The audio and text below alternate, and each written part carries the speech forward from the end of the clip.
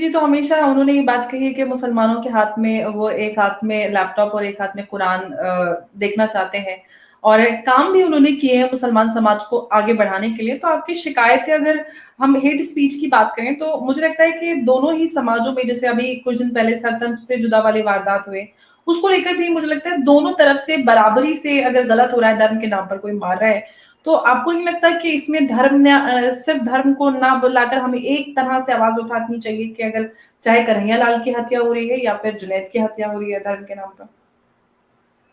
देखिए, दो बातें समझ लीजिए। एक बात तो ये है कि इस तरह की हत्याओं को मुसलमान ने कभी कबूल नहीं किया, ना ये कहा कि ये अच्छा हुआ है। हर मुसलमान ने उसको कंडम किया है। कन्हैया लाल की हत्या हो या नासिर जुनैद की हत्या हो, दोनों को मुसलमान ने कंडम किया है। मुसलमान कन्हैया लाल की हत्या के साथ, हत्यारे के साथ खड़ा हुआ नहीं है। बीजेपी उनके हत्यारों के साथ खड़ी है, उनके साथ फोटो हैं उनके नेताओं के, उनके साथ मीटिंगों में वो रहते हैं। ये सारी चीजें जो है बीजेपी के नेताओं के साथ है, मुसलमान के साथ नहीं है। तो मेरा मानना ये है, जैसे आपने कहा कि मोदी जी तो हमेशा से काम करते आए हैं, मुसलमानों को आगे बढ़ाने के काम किए हैं। मुझे तो नहीं लगता कि कोई काम मुसलमानों को आगे बढ़ाने का काम किया है।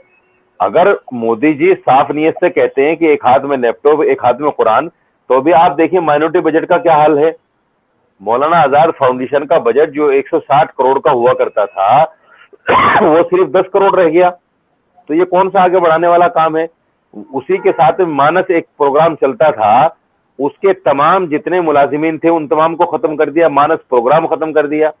अभी आप देखिए उर्दू अकेडमी की हालत क्या है, हज कमेटी की हालत क्या है। हज कमेटी अभी तक बन नहीं रही है, हज सर पर आ गया है, वक्त आ गया है। ये सारी चीजें जो है, एक माइनॉरिटी मिनिस्टर, वाहिद एक माइनॉरिटी मिनिस्टर था मुख्तार अब्बास नकवी साहब, उसको भी हटा दिया। हम ये नहीं कहते वो कौन से स्कूल ऑफ थॉट से थे, लेकिन माइनॉरिटी मिनिस्टर के नाम से मुख्तार अब्बास नकवी साहब थे, उनको भी हटा दिया। वो मिनिस्ट्री खत्म करने की कगार पे हैं। आप कह रहे हैं कि मुसलमानों के लिए काम कर रहे हैं, मुझे तो नहीं लग रहा कि मुसलमानों के लिए कोई काम किया है, सिवाय इसके के ट्रिपल तलाक का हवा दिखाकर, एनआरसी का हवा दिखाकर और 370 का हवा दिखाकर कहीं ना कहीं मुसलमानों को दबाने और कुचलने का काम किया जा रहा है।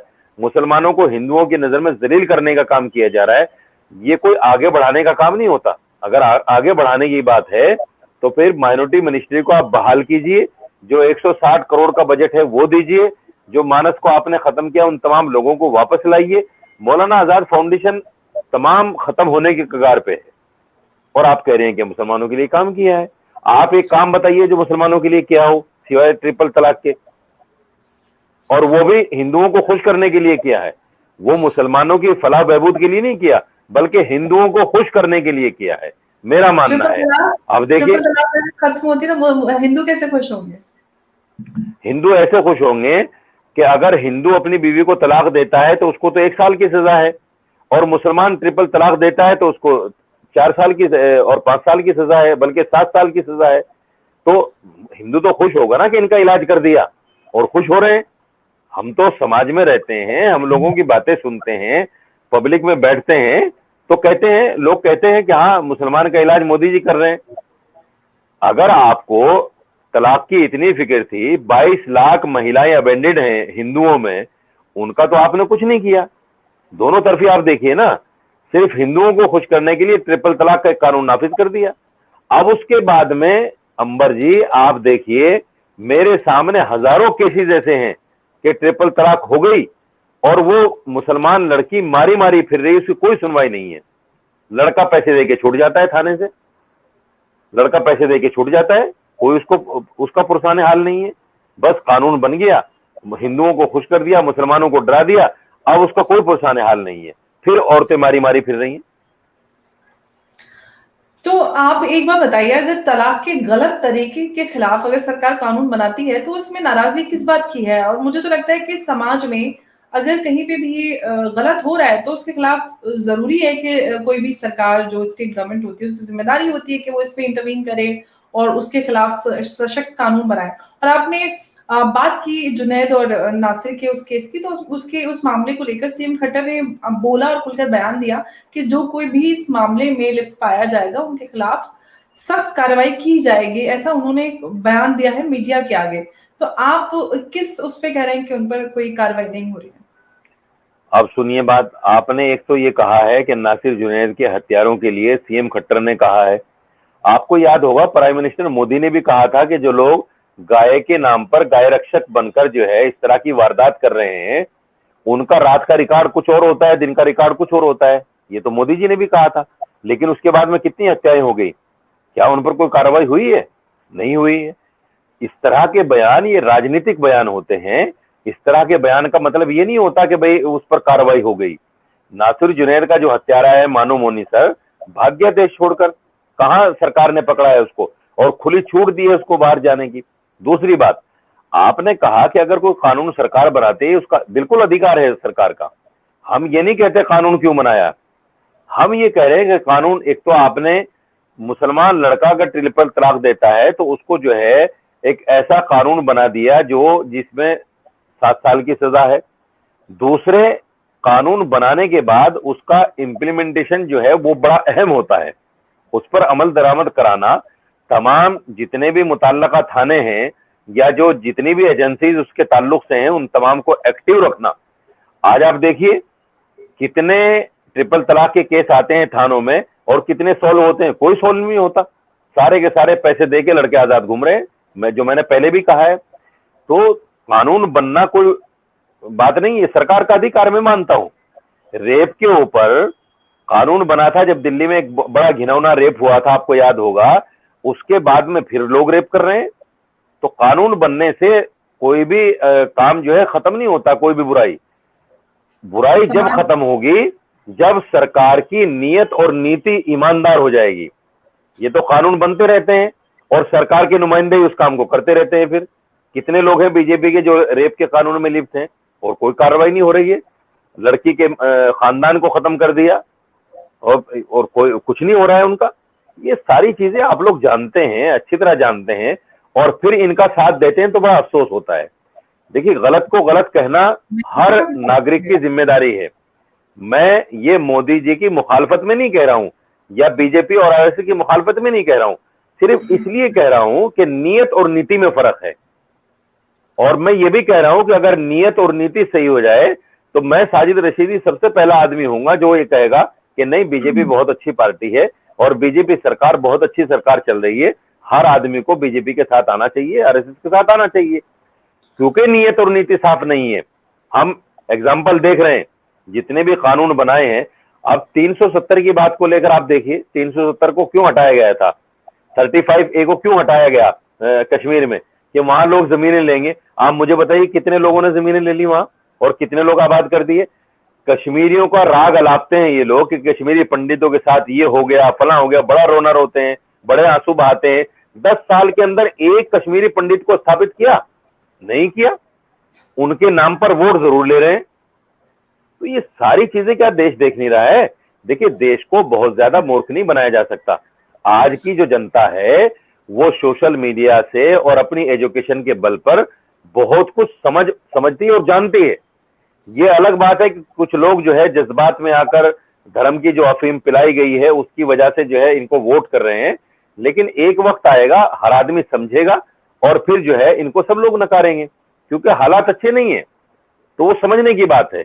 मीडिया को भी इन तमाम बातों को कहने की हिम्मत होनी चाहिए कि भाई आपने कश्मीरी एक भी पंडित को स्थापित क्यों नहीं किया। 370 के बाद कितने लोगों ने वहां जमीनें ले ली, सरकार इसका ब्यौरा पेश करे। ट्रिपल तलाक के बाद में कितने लोगों को सजाएं हो गई, सरकार इसका ब्यौरा पेश करे। ये सारी चीजें दिखावे के लिए हैं, मुसलमान को डराने के लिए। सीए एनआरसी क्या है, ये सारी चीजें मुसलमानों। अब देखिए आसाम में, देखिए आप, आसाम में जिन लोगों की शादियां हो चुकी थी 5-5 साल पहले, 10-10 साल पहले, 15-15 साल पहले, उनको हजारों लोगों को जेल में डाल दिया। अरे भाई, ये कौन सी बात है? ये कोई तरीका होता है बात करने का? ठीक है, उन लोगों ने गलती कर ली, लेकिन वो एक सुखी जीवन जी रहे हैं। आप उनके सुखी जीवन में आग लगा रहे हैं। आपने पलीता लगा दिया, शोहर को आपने जेल में डाल दिया, अब बेचारी बीवी कहां जाएगी?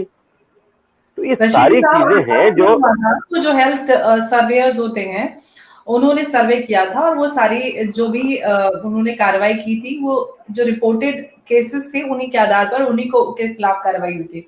और अगर कोई गलत कर रहा है और गलत करने के बाद वो खुश है तो मतलब आप उसके खिलाफ कार्रवाई ना हो। मुझे नहीं लगता नहीं है कि नहीं, देखिए अंबर, एक कम बात को उम्र की समझिए। शादी, अंडर एज बच्ची की शादी आप किस तरह से जस्टिफाई कर सकते हैं भारत के अंदर? अंबर और उसके साथ अंबर, कोई एक बात को कार्रवाई। समझ लीजिए। जी। एक बात को समझ लीजिए, मैं गुनाह के साथ नहीं हूँ, गलत काम के साथ नहीं हूँ, गैर कानूनी काम के साथ नहीं हूँ, मैं बिल्कुल नहीं हूँ। लेकिन आप समझिए कि हिंदुस्तान में कम से कम ये भी तो है ना कि मुसलमान अपने धर्म पर अमल कर सकता है और आजादी के साथ कर सकता है। अगर उन्होंने चलो एक गलती कर ली कि उन्होंने बचपन में निकाह कर लिया, जब तक शादी की उम्र नहीं हुई थी, लेकिन 5 साल से 10 साल से खुशहाल जिंदगी जी रहे हैं, ना औरत को किसी कोई आपत्ति है, ना औरत के घर वालों को आपत्ति है, और आप उनको उठा के जेल में डाल रहे हैं सर्वे करके। सर्वे आपने यही तो किया ना कि किन लोगों का मैरिज जो है वो चाइल्ड उसमें हुआ है, जो सरकारी नियम के अनुसार नहीं है, वही सर्वे किया आपने। आपने सर्वे ये नहीं किया कि भाई कौन शिकायत कर रहा है कि भाई मेरे साथ जुल्म हुआ है। औरतों की शिकायत पर यह गिरफ्तारी नहीं हुई, बल्कि आपने जो डाटा निकाला कि कितने लोगों ने इस तरह की शादियां की हैं, भले ही वो खुशहाल जिंदगी जी रहे हैं, आप कह रहे हैं नहीं हम तो जेल में डालेंगे। आपका घर तो जैसे ट्रिपल तलाक में हुआ, ट्रिपल तलाक में सुप्रीम कोर्ट ने कहा कि ये जो ट्रिपल तलाक है ये नल एंड वाइड है, ये मानी नहीं जाएगी। जब मानी नहीं जाएगी तो इसका मतलब घर नहीं टूटा, जब घर नहीं टूटा तो फिर सजा का कोई प्रावधान नहीं होना चाहिए। लेकिन आपने सजा का प्रावधान करके उसमें ये साबित कर दिया कि नहीं, जो खुशहाल जिंदगी वो लोग जी रहे हैं उसको हम जीने नहीं देंगे, मर्द को जेल में रखेंगे और नहीं बेचारी दर दर की ठोकरें खाएगी। कोई डर, कोई खौफ नहीं होना चाहिए, कोई सजा का, कानून का डर नहीं सेट किया जाना चाहिए कानून के किसको उसमें। खौफ? रेप नहीं कर रहे हैं बीजेपी के लोग, रेप नहीं कर रहे हैं, ब्रेक तो बीजेपी के हो मिनिस्टर रहे रेप नहीं कर रहे हैं। हैं, किसको किस खौफ है? तरह का जस्टिफिकेशन है रशीदी साहब? किसको मुझे खौफ लगता है? है किस तरह की बातें आप लोग करते हैं भाई? की बात कर रहे हैं आप तो लोग किस आपसे तरह की बातें करते हैं? डर और खौफ का क्या मतलब है? जो कानून कानून बनाते हैं का वही डर, कानून को तोड़ रहे हैं, कानून का डर मर्डर रखा कर जाता रहे है हैं, ताकि कोई रेप कर रहे हैं, सब कानून कुछ कर रहे तोड़ने हैं। से पहले सोचे, इसलिए कोई नहीं कानून का डर सोचता। होता है। देखिए, तो एक बात सोचता बताइए, गरीब आदमी है। ट्रिपल तलाक की आप बात कर रहे हैं कब से? एक स्टार्टिंग से बात समझ ट्रिपल लीजिए, तलाक। जी हाँ, सुनिए पहले आप सुनिए, बात मुझे मुझे मुझे 30 सेकंड दीजिए। देखिए, डर किसको होता है? गरीब आदमी को।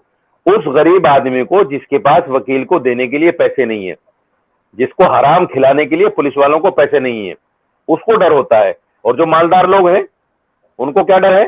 वो तो रेप करेंगे और पैसा देंगे, छूट जाएंगे, ट्रिपल तलाक देंगे और पैसा देंगे और छूट जाएंगे। उनको क्या डर है? आप लोग इस बात को क्यों नहीं बोलते? कानून का डर सिर्फ गरीब आदमी को है, और कानून से जो मैं तो परेशानियां बोलती होती हूँ। हैं वो सिर्फ गरीब आदमी को होती है, अच्छा। इन मिनिस्टरों को नहीं होती, इन एमपी एमएलओ को नहीं होती, ना इनके बेटों को होती, क्योंकि इनके पास तो पावर है, पैसा है। बिल्कुल आपकी बात सही है। कानून का जिन हम जब भारत के मुसलमानों की बात करते हैं, आपने कहा कि भारत का संविधान मुसलमानों को ये इजाजत देता है कि आप अपना धर्म फॉलो करें, और जबकि धर्म में सिविल राइट्स तो नहीं आते हैं। अगर पूरी तरह से धर्म पे अमल करें तो फिर क्रिमिनल कोड पे भी मुसलमानों को शरिया फॉलो करना चाहिए। सिर्फ उन्हीं पे धर्म क्यों आ जाता है जो जहां पर महिलाओं के अधिकार हैं? आप ट्रिपल तलाक की बात करें, एक बात बताइए, ट्रिपल तलाक, इंस्टेंट ट्रिपल तलाक, तलाक के बिदअत कुरान के हिसाब से गलत था, बिदअत था, फिर भी भारत में ये होता रहा। उसके खिलाफ समाज के जिम्मेदार लोगों ने, जो धर्म गुरु हैं, उन्होंने आज तक आवाज क्यों नहीं उठाई? क्यों मुसलमान लड़कों को ये नहीं बताया कि बीवी के क्या हुकूक होते हैं, किस तरह से आपको बीवी के साथ अमल करना है? आज तक क्यों सही ट्रीटमेंट नहीं दिया जाता? ये भी तो समाज की भी तो जिम्मेदारी होती है, सरकार की तो होती है, समाज की जिम्मेदारी क्यों नहीं तय की जाती? क्यों उनसे जवाबदेही नहीं ली जाती? देखिए, मैं आपको एक चीज बता दूं, बड़ा वाज़ेह फर्क है इसमें, बड़ा वाज़ेह फर्क है, इसको समझने की कोशिश कीजिए। हर इमाम, हर मौलाना जुमा के खुतबे में इन्हीं चीजों को बयान करते हैं, इन्हीं चीजों को बयान करते हैं। हम लोगों को गुनाह से बचाने की कोशिश करते हैं, और आप लोग आजादी के नाम पर धर्म से, समाज से बगावत करने की तालीम देते हैं। बगावत करने की तालीम देने वाले हजारों लोग हैं, तो फिर जब बगावत में मजा है तो फिर धर्म पर कौन अमल करेगा भाई? बगावत में तो मजा है ना। अगर कोई धर्म से बगावत कर रहा है, मजा है उसके लिए, तो फिर वो धर्म को क्यों मानेगा? चाहे वो मुसलमान हो, चाहे वो गैर मुस्लिम हो। रेप आप के जो आज कानून है, कहाँ पे आपको समझ लीजिए, आपने आपको बगावत करते हुए, बगावत सिखाते हुए और गलत काम खुद की सीखते हुए देखा? नहीं, बगावत के मैं ये कह रहा हूँ कि आजादी के नाम पर जो धर्म से बगावत की जा रही है उसमें लड़के और लड़कियां सारे शामिल हैं। आप देखिए फरवरी में कितना कुछ होता है, साल के आखिर में कितना कुछ होता है, 25 दिसंबर को जो बड़ा दिन होता है उसमें क्या कुछ होता है, ये सारी चीजें आप जानते हैं। पार्कों में क्या हो रहा है, रेलवे स्टेशनों पे क्या हो रहा है, सड़कों पर क्या हो रहा है, ये आजादी के नाम पर ही तो हो रहा है ना सब। और इसमें मैं ये नहीं कह रहा हूं कि हिंदू शामिल है, मुसलमान भी शामिल है, सारे लोग शामिल हैं। तो आजादी में तो मजा है ना, मैं इसलिए कह रहा हूं कि आजादी में मजा है, फिर धर्म को क्यों मानेगा आदमी। इसलिए ये इल्जाम दे देना कि साहब जो धर्म के बड़े लोग हैं, जो मौलाना हैं, जो उलमा हैं, वो इस बात की ताकीद नहीं करते, बताते नहीं, ऐसा नहीं है, बताते हैं। लेकिन चूंकि गुनाह में एक लज्जत रखी है, शैतान जो है गुनाह कराता है और इंसान मजे करता है, तो उस मजे के सामने आदमी धर्म को भूल जाता है और फिर धर्म की बात नहीं मानता। मौलाना की बात सुन के ये इनके पास यही रह गया जन्नत और दोज़ख की बातें, इनके पास यही रह गया कुरान और हदीस की बातें। तो ये सारी बातें देखिए, बहुत सारी पॉपुलेशन ऐसी है मुसलमानों में भी, मौलवियों को कोई फॉलो नहीं करता आजकल, इस बात को समझ लीजिए आप। मौलवियों को बहुत कम लोग फॉलो करते हैं। जिनके दिल में खुदा का डर है वही मौलवी की बात सुनता है, और वो बहुत कम तादाद है, 5, 7, 10% है वो। बाकी लोग जो है ना, जो आज दुनिया में इतने मगन हैं और दुनिया की चीजों में इतने मगन हैं कि आप उसको तसव्वुर भी नहीं कर सकते। उलमा की बातों को कहां सुना जाता है। तो इसलिए ऐसा नहीं है कि मौलवी बताते नहीं है, मौलवी समझाते जरूर हैं। जैसे माँ बाप अपने बच्चों को, कौन चाहता है कि मेरा बच्चा जो है बिगड़ जाए? कोई नहीं चाहता। हर माँ बाप ये चाहता है कि मेरे बच्चे के पास अच्छी सभ्यता हो, अच्छा कल्चर हो, उसका जीवन अच्छा हो, और वो कोई ऐसा काम ना करे जिससे मेरी बदनामगी हो, मेरे खानदान की बदनामगी हो, समाज में मैं मुंह दिखाने के लायक। लेकिन फिर भी करते हैं लोग। कहाँ मानते हैं माँ बाप की बात को? लोग नहीं मानते, इसलिए कि उनको उन बातों में ज्यादा मजा है जो आजादी के नाम पर उनको मिल रही है। बिल्कुल, यही मैं कहना चाह रही थी आपसे कि सरकार का काम होता है कानून बनाना, लेकिन और उसका पालन करना और कानून के दायरे में रहना, कायदे में रहना समाज का काम होता है। हम कानून नहीं, ये समाज की तस्वीर दिखाता है। आप जितने सख्त कानून थे वो ये दिखाता है कि इस देश का समाज, इस तरह के लोग किस तरह के हैं, उनका नेचर बताता है। तो हमें भी तो बेहतर सुधरने की जरूरत है। सारा ठीक रहा, सुनिए, सरकार एक है समाज और एक है सरकार। समाज और सरकार में बड़ा अंतर है। समाज में आज से 20, 30, 40 साल पहले एक सोच हुआ करती थी कि मेरे बड़े मुझे क्या कहेंगे, मेरे रिश्तेदार क्या कहेंगे, मेरे खानदान का नाम गलत हो जाएगा इससे। इस समाज में एक सोच थी उस वक्त, वो सोच तो खत्म हो गई। अब उस सोच से कोई नहीं डरता। लेकिन सरकार, जिसको आप कह रही है कि नहीं समझने का, सुधरने का सारा ठीकरा जो है आप पब्लिक को, ऐसा नहीं है। सरकार जो कानून बनाती है, सुनिए एक मिनट, सरकार जो कानून बनाती है उसका इम्प्लीमेंटेशन करने का जिम्मा भी सरकार का है। उसकी जो एजेंसीज हैं वो घूसखोर ना हो, रिश्वत ना लेती हो, लोगों को पैसा लेकर ना छोड़ देती हो, ये सारी चीजें सरकार की जिम्मेदारी है। अमल किया जाता है तो फिर धर्म निकल आता है बीच में कि इसलिए किया जा रहा है। मैं आपको नहीं, मैं आपको एक चीज बताऊं। देखिए मेरे पास अभी कुछ वक्त पहले की बात है, एक फोन आया मेरे पास जाफराबाद से, एक मुस्लिम नौजवान लड़के का। उसने कहा मौलाना साहब मैं आपसे एक बात करना चाहता हूं। मैंने कहा भाई बताओ। उसने कहा मैं 3-4 साल पहले, बल्कि 5 साल पहले बसों में जेब काटने का काम करता था, लेकिन 5 साल से वो काम मैंने छोड़ दिया और अब मैं अपने 2 रोजी रोटी जो है जायज तरीके से कमा रहा हूं। लेकिन मेरे पास जो मेरा थाना है वहां से पुलिस वालों के बराबर फोन आते हैं और वो कहते हैं कि साहब क्यों छोड़ दिया तूने ये काम, तो हमारे पास आ। और कभी उसको थाने बुलाकर धमकी देते हैं, कभी उसके घर पे जाकर धमकी देते हैं। यानी ये सारी चीजें समाज में, क्या ये सरकार का अधिकार नहीं है? सरकार को नहीं देखना चाहिए कि हमारे सिस्टम में जो गंदगी है, जो कमियां हैं, उनको सुधारे सरकार। आज मैं बता दूं आपको, जिस करप्शन को खत्म करने की बात की थी मोदी जी ने, मुझे बड़ा अफसोस होता है कि वो करप्शन जो है 10 गुना, 20 गुना और 50 गुना बढ़ गया। ये सच्चाई बता रहा हूं मैं आपको। अच्छा, तो सबसे बड़ी शिकायत आपकी, पहले अगर कोई नहीं, ना मोदी से नहीं, मैं मोदी से शिकायत नहीं, मुझे मोदी जी से, मुझे क्यों शिकायत होगी, मेरा प्राइम मिनिस्टर है। मैं तो जो आंखों देखता हूँ वो बता रहा हूँ। देखिए, पहले अगर कोई पुलिस वाला बाइक को पकड़ लेता था तो वो 100-200 रुपए का चालान करके, कम से कम चालान करके छोड़ देता था। जी। अब 1000 रुपए से कम का चालान ही नहीं है।